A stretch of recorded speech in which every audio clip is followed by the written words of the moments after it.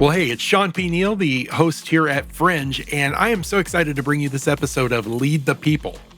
Now, Lead the People provides you with a roadmap to realizing your full potential as an authentic people leader. And in each episode, Dr. Matt Poepsel, aka the godfather of talent optimization, well, he and his guests are going to explore a wide range of leadership topics and trends. And it's going to be really informative, and I promise you it will be engaging. So I don't want to hold you back any longer. Make sure you get everything you can out of this episode. It'll be packed full of great stuff. Let's get into it.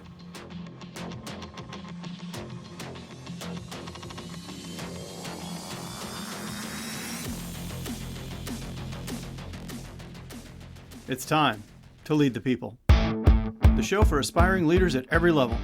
If you want to boost your self-confidence, get noticed, and maximize your impact by leading others, you're in the right place. I'm your host, Matt Poepsel. Ready to lead? Follow me.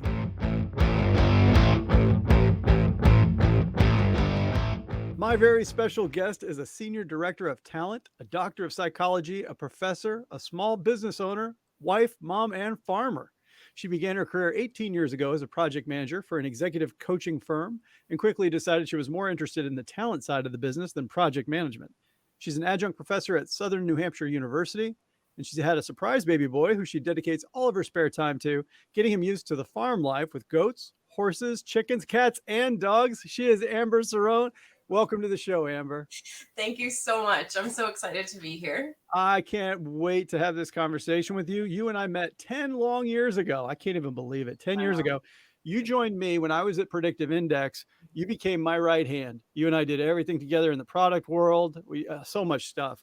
But I wonder if you might get us started off. Take us back to that time 10 years ago. How would you describe yourself kind of at that stage of your evolution and the career experience you had had up to that point?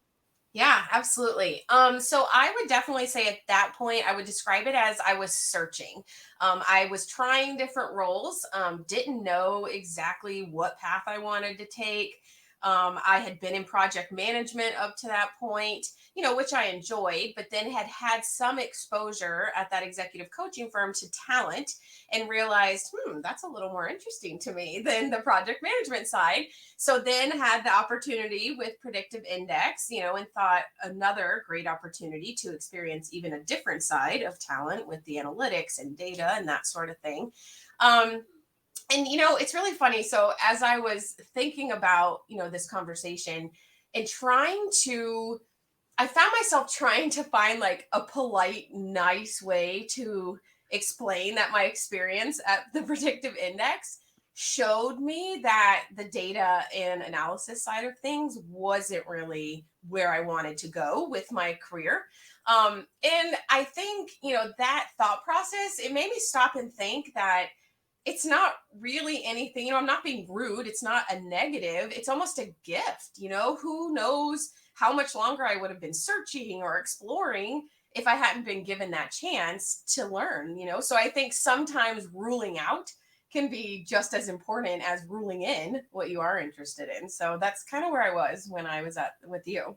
I love that. I love that. And I think it's so true. I think we feel like, especially early in our careers, that we have to have it all figured out. Well, who's got it figured out early in their careers? The only way you can really learn and determine what's a good fit is through exposure to some extent. So the chance to come in and try different things and see what really resonates, I think is something that gets overlooked a lot of times. Yes. No, I totally agree. Yeah. And that's an important, moving forward. Like, I just feel like that was a really important lesson that I keep in the back of my mind, that it's something that needs to be talked about, because I learned early on that if you don't experience it, how do you know if you like it or not? So, well, and I think what we're seeing now, which is a little bit different than when you and I were together 10 years ago, is that there's not so much of a worrisome aspect of switching jobs. Yeah, no, absolutely. Like when we were coming up, it was like, hey, if you had stints of less than 2 years on your resume, you were labeled a job hopper and you have no loyalty. And that is not the case today. No, it absolutely is not. And I'm actually, I work in talent acquisition now. So we're seeing resumes and we're getting people in. And you're absolutely right. It's almost the opposite now. If you see a resume where someone's been there for 10 years, you're almost like, well, how relevant are they? Do they really know the most, up-to-date industry that they're working in? So you're absolutely right. It is totally the opposite. One of the things that we talk about a lot too at PI is we talk about talent optimization, and we talk about moving around people to different departments, especially early career people. So maybe you started off on the user ops team, but then you're like, I've really developed an interest in product marketing, and maybe you go over to product marketing. So I think the smartest companies out there recognize the need for mobility, kind of what you experienced, but you had to leave a small company. PI was a small company back then in order to go find your next venture. But I think the best companies that have room to allow people to move around sideways and try out new aspects and really find themselves, you mentioned searching, Mhm. are the ones who can access and hold access, I should say, to top talent longer. Has that kind Yes. of been similar to what you're seeing? Yeah, absolutely. And I think, that's a good point. Like, I'm even seeing an increase in companies that are investing in co-op programs and bringing, students like master's level or bachelor's level students in and giving them that opportunity to go from department to department to find, what they're actually interested in, or, just to gain the exposure. I think, to your point, those organizations that realize the talent that they already have inside. You don't always need to go external to find talent. You might have it sitting with you already. Maybe it's just not in the right spot or not the right fit. So I completely agree. I hadn't really thought about it before, but I think that the most effective team players inside companies know a little bit about their adjacent Mhm. functions or groups, right? Yeah. So Yeah. I don't have a medical background at all, but I know from watching a lot of medical dramas on TV, maybe, I don't know, Grey's Anatomy. Grey's Can I Anatomy. just can I cop to that? But when you go through it, as I understand a residency, you work in all the different parts of the hospital, so you get a little exposure to everything because it Mhm. makes you more well rounded. But that's Yeah. not, at least historically, hasn't been as common in business, I don't think. Mhm. No, I totally agree. People, I feel like, they're looking for the expert. It's almost how deep in your, one area can you get, where I completely agree. And how much better is collaboration when you at least have an idea of what the person, that you're Right. collaborating with, especially now in this virtual world that we find ourselves in. I feel like it's even more important now, the more, the little bit that, that jack of all trades used to kind of be not, the most positive thing. Oh, I'm not an expert. I just kind of know a little bit. And now I feel like that's what you want.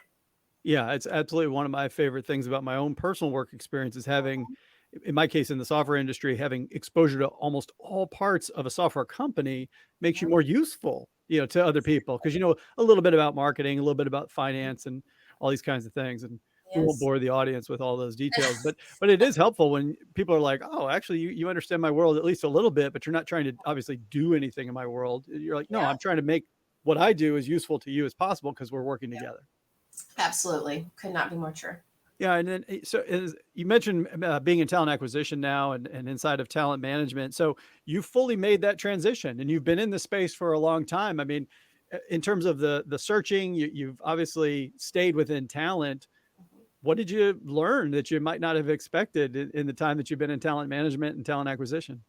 Yeah, no, it's a great question. And it's funny. So as I was thinking about the shift, and how that happened, how did I end up, here knowing that this was coming? And I'm like, I was with him 10 years ago. Like, how did I end up, where I am today? But I think, and this is gonna sound like a corny Hallmark card, I know, but I think a big shift that happened when I left the predictive index was a combination of your mentorship and the opportunity that presented itself to me at the time. So, the one big thing that I learned from you was that my career was up to me.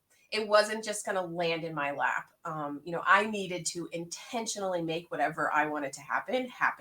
And so I'm forever grateful for that, because that was kind of the foundation, that prompted me forward to decide what is it that I want to do. And I think what you were just saying about, that jack of all trades and learning, that's kind of how I went about it, because even though I didn't feel like I was searching anymore, I was just so interested in talent management and talent development and talent acquisition. It's such a huge umbrella. There's so many opportunities. You can say you're in talent and mean something different 25 times, because there's just so much in there.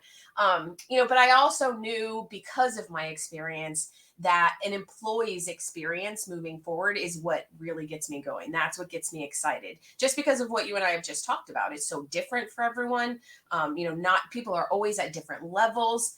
And I learned also what, like, staying in that talent space helped me understand how broad it was. In the past, you could say to me talent management, and I'd be like, oh, yeah, that's like the once a year review, right? Like that's the annual performance review. And it's so much more. It's an ongoing focus on talent, having regular conversations, actually having conversations with your employees, right? I know for me, probably, when I was back with you and before, I would never think of talking to my boss about, hey, I'm thinking of doing something other than the job I'm in, right? That felt like taboo. Like, oh, they're going to think I'm leaving or I'm not committed, or they're going to be like, why do I want you here if you want to do something different? But that conversation is so important just because of what you and I said. Talent could be sitting in our organization and we don't know it if we're not having those conversations. So anyway, that was rambling, but that's kind of, what I've learned, that, talent is so broad, but we can't lose focus on the details and how important the talent is. It's not just a cliche or, a fad word. I mean, our talent, they're humans, they're our people. We don't have businesses without our people. So how can we minimize the impact, of how important it is to make sure that we're guiding them and paying attention to them? I love it. And I feel like I'm so glad that you picked up on anything that I was able to impart to you during the time we were together. But I think it is so true. No one is going to plan your career for you. It doesn't mean that there aren't career resources available from your company or that your boss can't help you and all these things. But it is up to you. You own it. Nobody can lift your weights for you. Nobody can run your miles for you. You have to do it. Nobody can meditate for you. You got to do these things for yourself. But the other part of what you're saying, I really love, Amber, which is that these fields that we look at, finance, product development, talent, they're massive. There's so many intricacies now to just about anything that happens in business. Like we can't just assume that when we hear finance that we know, well, there's forensic accounting, there's this, there's that, there's all kinds of stuff. Yep. So I feel like a lot of times we think that it could be limiting in some way to choose a field or a domain. You can move around within a given specialization a lot. You can change specializations. I know I think I'm on like my 4th career now, like in terms of if you include military service. Yeah. So it's like, I see, and I go back to your searching point a little bit. I feel like early career people often feel paralyzed by making a decision because they think it's the rest of their life. Exactly. Yep. And I feel like now what you're saying is there's not the pejorative about you have to be stuck. Otherwise you're not loyal. You'll have the chance to go and move around. You'll discover yourself. The smart company will grow with you and allow you to grow with them. And so I try to depressurize it a lot when we say you just got to get in there, and then you can't stop. You can't say, oh, I'm so busy at work that I just kind of do my job and then I go home and I play video games and crash. And it's like, no, there's more to be done here. Yes. Have coffee buddies, walk around the building, learn, take an active interest in industries that, or I should say specialties that you're not even in, Go take your accountant to lunch and just figure out how you can get them to expense it. I don't know, something. Yeah, pick the brain. No, that's so true. I mean, if I think back, like you and I, some of the most impactful conversations that I still carry with me today were because you took the time to walk the railroad tracks with me, and share experiences that you had that I hadn't had time to have yet. So that's such a valid point, taking the time. And that I really believe in mentorship too. So I'm big into mentorship, being a mentor, because I feel like, I was there, right? And I relied so much on the lessons that I could learn from those who have gone before me that I haven't been there yet. But man, some of the obstacles I was able to avoid because I had awesome mentors. So yeah, that's so good. I'm fortunate that you caught me at a time in my life when I had a lot more experience. I think that if you would have encountered an earlier me, you would have been underwhelmed. but I think one of the things that I'll give myself a little bit of credit for is being comfortable in my own skin when it came to my own leadership. And that's something that I did catch on at an earlier age, is that I always saw myself as a leader from the very first day of my first real civilian job. And I think the military helped me in that regard, but I would never have let anybody tell me that I'm not a leader, even though I didn't have any direct reports. It was my first day on the job. But I'll tell you what, that term is heavily loaded. I know people who've got large teams and they say, oh, I'm not really a leader. I'm a manager, but not a leader. You're like, oh my gosh, what is it about that term that's so heavy for some people? Yeah, that is so true. Yeah, because I see that even, I've had conversations with even my own employees, to say, look, you don't need direct reports to be a leader. that's all about influence and how do you share what you do have and what you do know, and influence those around you. So yeah, it's a very valid point. You don't have to have people under you, and there's such a difference too, I think, between manager and supervisor and all these terms that we use in corporate America. Right. And people, to your point, really look at them differently. Oh, well, I'm a manager, not a leader. Well, what do you think you're doing? Yeah, you're leading this group of people. So yeah, that's true. And some people, as soon as they're with their peers, and then all of a sudden you promote them, and now they're the manager, and they're like, "Oh, but don't think of me as your manager." And you're like, "Oh, okay, hold on, time out." A whole other set of issues come in at that point, right? Exactly. Yeah, and it's challenging, and I think that's part of what you're hearing from Amber and from myself. If you're listening in, is you don't have to have all the answers, but you do have to put in the work. You got to get some exposure. You got to learn about yourself. I think what I love most about your story, Amber, is you talked about searching. So you were very deliberate. You knew you had a high level of awareness of what you didn't want. You joined PI. You and I hang out for a bit, and you're like, I'm still searching, and I'm going to go search somewhere else. And you've kept doing that. You've kept doing that.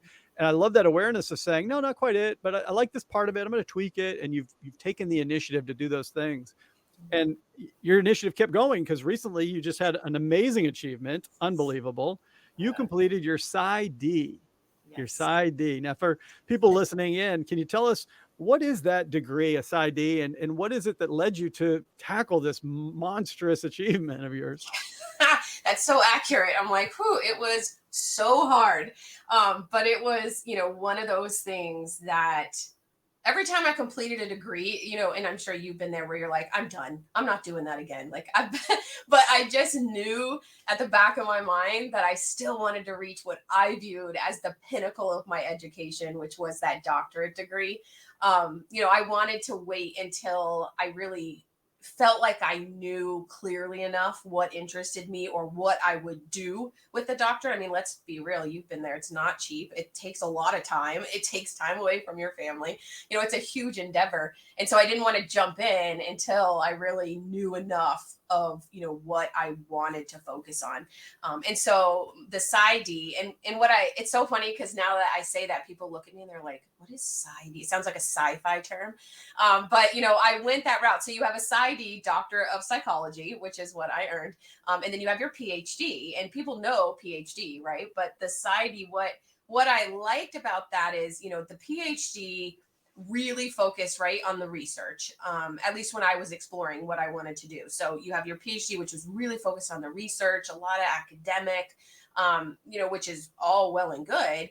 But I wanted to really have more of like a practicum degree, like something that as I'm going through my degree, I'm not just sitting and researching, but I'm researching something that I can then graduate and apply to my everyday life, whether it be corporate America, consulting, whatever it is.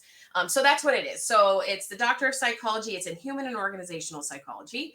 And I went that route because it combined my love of human behavior and how that translates into the workplace, because I enjoyed both. I knew I didn't want to sit and, be a licensed psychologist. That just wasn't me. But I wanted to take and be able to utilize my corporate and organizational experience, as well as understanding that human behavior side, which has always intrigued me.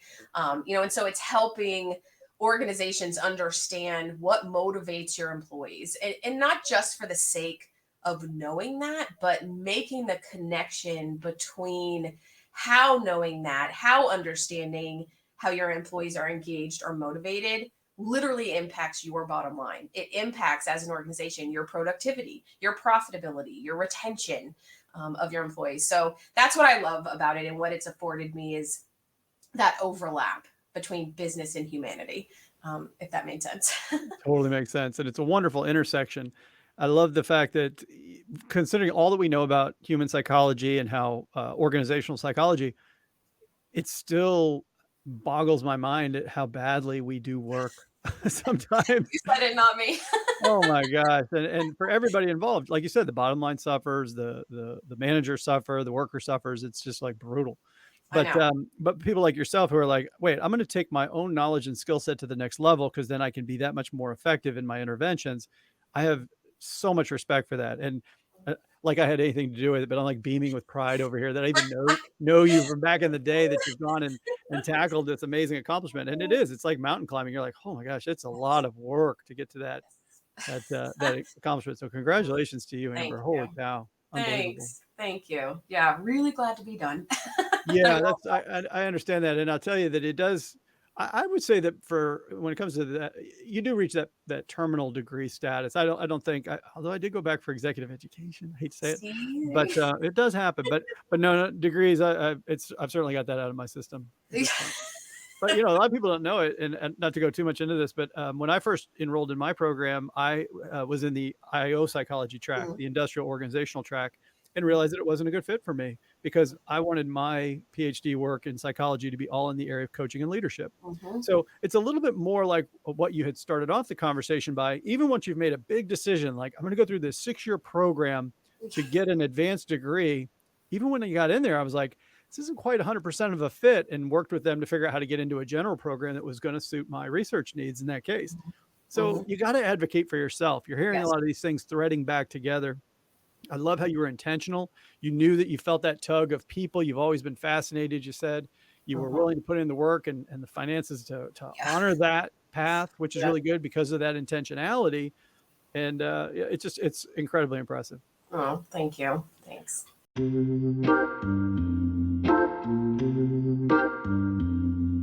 Hey, you. I'm an ambitious guy, and there's a lot I want to get done. Between my full-time job, my family, writing on LinkedIn, and my podcast, I didn't have much extra time. So I tried a bunch of productivity systems and tools. You know what I'm talking about. To-do list apps, life hacks, special journals and calendars. I tried them all. No matter what I did, I felt like I was falling further behind. One day, I totally blanked on a book interview. I forgot to put it in my calendar. That's when I decided to get some help. I hired a virtual assistant from Squared Away. Michelle Penzak is a military spouse. She became a virtual assistant. You may recognize her name from my book, Expand the Circle. Well, Michelle was so good that she co-founded a company that connects busy business professionals like me with military spouses like her. Now, my assistant, Victoria, she is amazing. She's helping me with my social media posts, appointment scheduling, and so much more. She's based in the Midwest, and she works U.S. hours. If I need anything outside of our weekly one-on-one, she's always just a Zoom meeting, a phone call, or a text away. So I know that you're busy, but don't be a hero. Instead, hire a real hero spouse to help you get squared away. To learn more, visit GoSquaredAway.com. That's GoSquaredAway.com, and tell them I sent you. Now, let's get back to the show.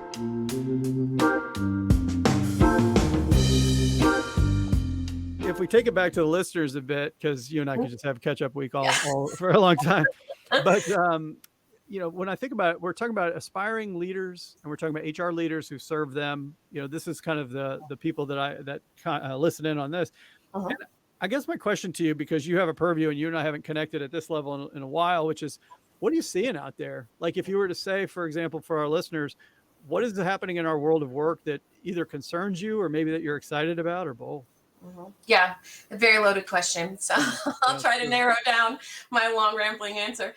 I think, one of the things, and I think this is probably most appropriate to me right now, just because I'm sitting in the talent acquisition space, attracting top talent has become a huge challenge of today's world. And you and I kind of already talked about it, right? How the world of work has dramatically changed, especially over the last 3 years since we had that pandemic. Mhm. We have the shift of older generations now are retiring out and newer generations are coming in. The newer generations coming in have higher expectations of the organizations and what they want as part of their role. They're not happy to just come in and have a basic job anymore. They have goals. They want something with a purpose. And gone are the days when organizations would post a job, get a plethora of applications in, do their interviews, and choose who they wanted. That just doesn't happen anymore, especially in today's world. Talent's tight and they know what they want.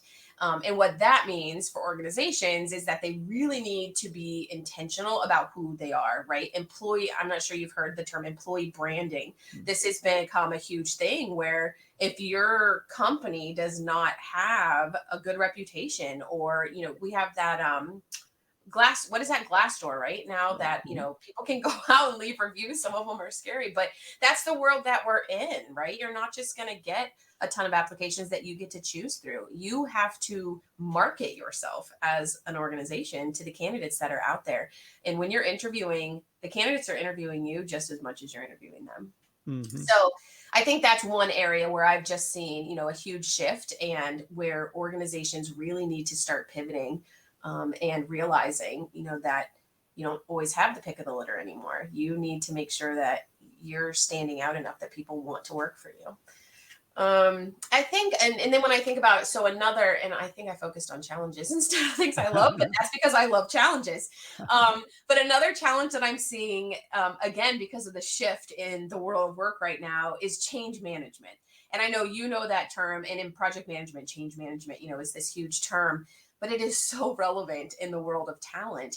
And I think virtual work environment is such a perfect example of this. I mean, how many changes have we seen just in the last 3 years in our work environment, right? We've gone from fully driving into the office to fully sitting at home to maybe now hybrid, or I'm going back to the office, or I refuse and I still want to sit at home. So there's been so much change for organizations, but also, I mean, for employees, right? What an upheaval to be like, oh, you can't go to the office anymore. And you have some people that are like, hallelujah, I never want to go back. And then you have some people that are like, I can't survive in this environment without physical contact with another human being. My husband and I are that way. I could sit here all day, but if he doesn't have social interaction, he's going to fade away and blow into the wind. So, there's just, you have such different needs of employees. And I think without a focus on the whole change management aspect and how that impacts employees and how do you best manage that, we are going to continue to see massive struggles with hiring, keeping our employees, that great resignation that we went through. It's not going to stop. My dissertation for my degree was actually on what organizational variables impact virtual employee engagement. So it's literally thinking about how do you keep those employees who stay fully virtual engaged? How do you not lose them, into the great unknown, not knowing what they're doing? And one of the variables that rose to the top that showed a big impact was trust. And what that meant, digging into that, was that employees need to be able to trust their leaders, and that they're keeping them apprised of organizational changes, organizational decisions, team decisions, things that impact their role and their job and how they fit into the company. They want to know what's expected of them, and they want to know what they can expect of the company. And without that, they feel lost and disengaged. And so I think that just shows how important it is to intentionally focus on any large change, that the organization or team even is going to go through. You have to make sure that change management is part of your plan, or you're going to end up with a lot of falling off. Yeah, definitely. And the changes are just going to keep coming. Yep. So I think getting good at managing change is hugely important for leaders in the future. Yes. And I love this call out of trust. And I'm so happy to hear that it surfaced in your research, because this is something that leaders can do something about. How do you create trust? Transparency, consistency, empathy, these types of things, psychological safety, all enhance trust. And what I've seen in my own research, trust enhances team commitment. So it's like, I actually want to be a part of this team. Loyalty, tenure, all these things. So we don't have to go back and try to do hiring when a talent market that's so thin and all those kinds of things. So a lot of times as managers, we think, well, HR is in charge of company culture or employer brand. Not true. So the fact is, you have to do your part, especially if it's your hire. If you're the one who's attracting the next Amber, and it was 10 years ago, I was the representative. I was that tied to PI at that point. You had experience with, I couldn't do anything about the decor. I couldn't do anything about, other parts of like your commute or anything like that. But the biggest tie you were going to have to that company was me. So I knew that I was basically the ambassador for the brand. And so it's just something that we really have to be mindful about, is that when it comes to people matters, even if you're a highly technical, functional leader, you're in the people business, pal. Absolutely. That's just how it is. People don't leave companies, they leave people. Now I'm seeing them drop out of the job market altogether, and they're going to gig work. And so especially early career workers that are like, we have choices, and employers are like, what do you mean? What are you talking about? They're like, no, I was in an Uber the other day, and the guy's like, I tried corporate. It didn't work for me. I'm like, corporate didn't work for you? No, I'm not doing that. I'm like, you're not doing corporate. Like, oh my gosh, I've never heard anything like that before, right? Like, That's it hilarious. just didn't stick. I'm like, Yeah. okay. So, No, it is so true. You're seeing so many more entrepreneurial spirits now, and oh I yeah. think and I think it's on both sides. Organizations are sitting back and being like, "What is happening? How I mean, what do you mean you're going to go do your own thing? You need us. You have to rely on us." And Yeah. then you have employees that are like, "Wait a second. Why do I have to stay here? Do I really need this?" And so it's very interesting. I think on both sides, you've got both sides kind of like, wait, big realizations.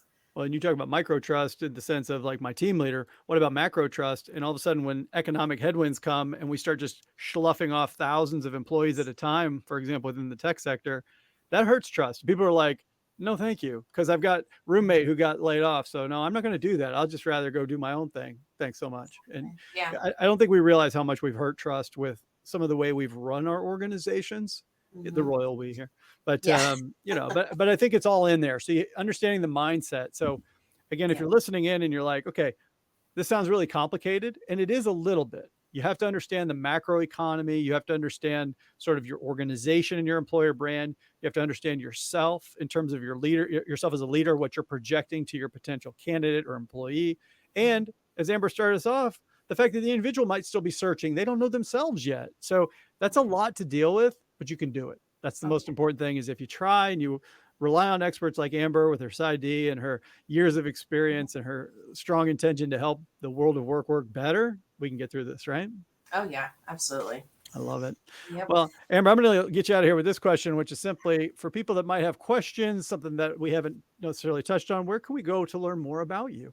Yes, absolutely. I think LinkedIn is probably the easiest place. So many people are on LinkedIn now. I'm on there. So please reach out, connect at any point. I love making new connections. I'm happy to help talk through anything. I'm also on the verge of launching my own consulting firm. So you'll see more about that on LinkedIn. And then, of course, and I'll make sure that you have it, Matt, to include. But if you want a more personal view of me and my love of dogs, you can go to the website of the dog care business that me and my husband own. So there's a fun side there too. So yeah, I'll make sure you have that website. It's barkerhousedogs.com. Excellent. And listeners, I'll include those links in the show notes. So you're only one click away from getting to know Amber, her dogs, her work, everything. I can't wait to hear more about your consulting biz and help you spread the word when the time comes. Amber, thanks so much for being with us today and sharing your journey and your insights. I've just been so great to reconnect with you. Thank you. I agree. This was so fun. So thank you so much. Here are my highly educated top 3 takeaways from today's episode. 1. Take charge. You're accountable for your own career trajectory. Don't look to others to lift you up. Rather do the hard work of calling your own shot. 2. Make the connection. Too often we have business conversations or people conversations. Recognize that these are inextricably linked, and when we do right by our people, we boost our business. 3. Be an influencer. One of the most challenging yet rewarding types of leadership is influential leadership. Tap into your powers of vision, persuasion, and motivation to draw out others' enthusiasm and action. If you enjoyed this episode, please consider leaving a 5-star review on Apple Podcasts. Strong reviews help shows like mine get noticed, and be sure to subscribe to this podcast so you don't miss your next opportunity to learn, lead, and live at your best. Thanks for making this investment in your leadership ability, and thanks for sharing this podcast with another aspiring leader who needs to hear it. All right, leaders, until next time, don't just manage the business when you can lead the people.